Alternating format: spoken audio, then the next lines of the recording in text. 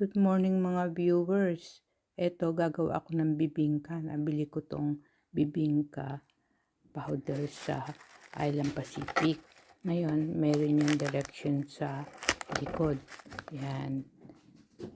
Meron yung cooking directions. Ang dalawang supot yan na 250 grams. Ganito. Yan.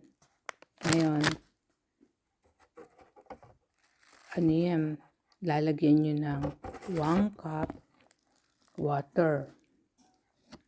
1 cup water, 1/2 cup sugar, 4 tablespoon ng melted butter, at 3 itlog. Ngayon, ang gagawin ko dyan, lalagyan ko siya ng 1 cup ng fresh milk instead na water para masustansya. Yan ang 1 cup dito sa cup na to. Ang bibili nyong cup yung ganito kasi hindi siya nababasag. Yung isang klase kasi nababasag para tatagal sa inyo.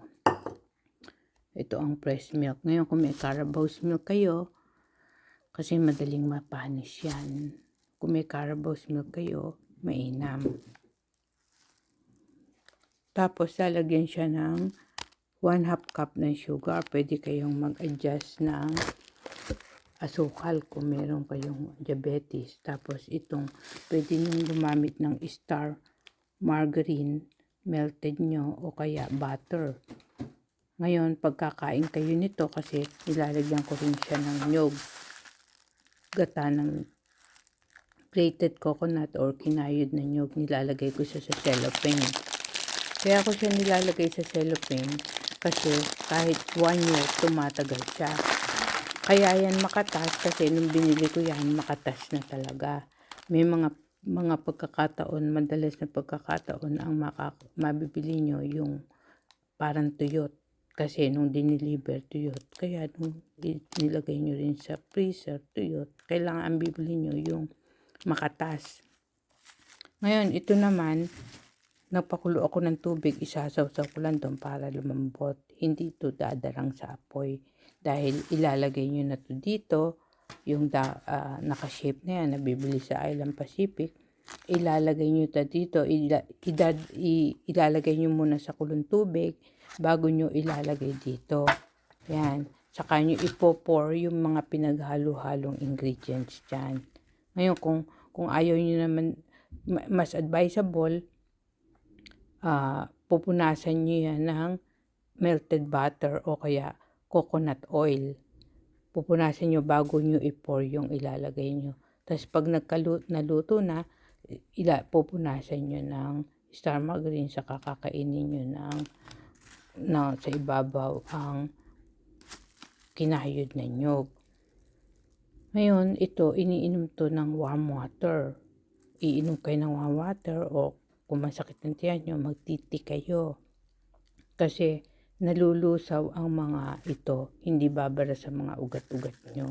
Kaya yung mga kumakain ng madalas na butter, saka mga kinayod na nyog, gataan ng nyog, at hindi umiinom ng maligamgam na tubig, hindi na may melt ang inyong kinakain. Kagaya nitong itlog. Itong pula lang ang gagamitin ko dito, 3 itlog, para maglasang leche flan. Papatakan ko ng konting vanilla na bibili to sa Trader's Joe. Yan, ganyan.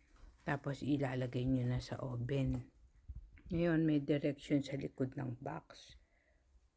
Ayan, pag nakasulat sa Ingles, preheat oven toaster for at least 4 to 5 minutes.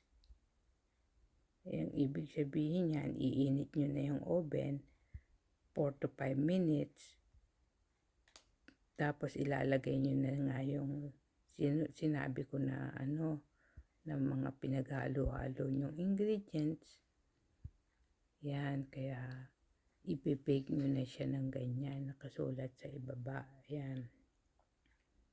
Aalsa yan. Okay, thank you for watching. See you on my next vlog. If you are my new subscriber, don't forget to click subscribe. It's free. You will receive a notification from your YouTube bell, notification bell of my upcoming videos. Thank you for watching.